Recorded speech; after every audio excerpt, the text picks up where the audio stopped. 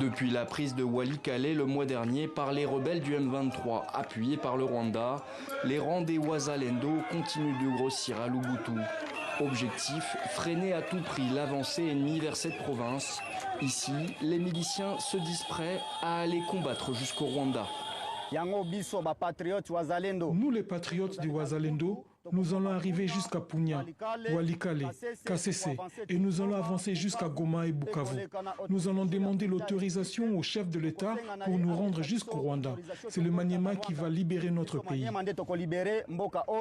Pour la société civile locale, le gouvernement doit trouver une solution rapidement pour éviter que la population continue à vivre dans la psychose générale. Nombreux sont ceux ici à encourager les Wazalendo. L'esprit de la population lubutoise et les collègues qui sont arrivés est dans un état anormal, dans le sens que la guerre n'est pas une très bonne chose. Quand ça arrive, c'est quelque chose à condamner avec force. Donc l'esprit est peureux d'une manière générale.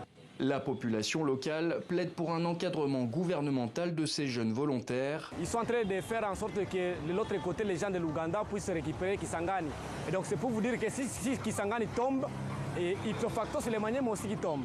Aujourd'hui, ces gens sont dans les champs de bataille, mais ils ne sont pas accompagnés. Que les gouvernements prennent des mesures dans l'urgence, soutenir ces jeunes, leur envoyer les moyens pour qu'ils se battent, pour trouver une solution quant à ça. Vous savez, on ne peut rien gagner la guerre sans les moyens. Face aux difficultés rencontrées dans les combats contre le M23, l'armée congolaise s'appuie de plus en plus sur les Wazalendo, des milices qui recrutent quotidiennement de nouveaux combattants.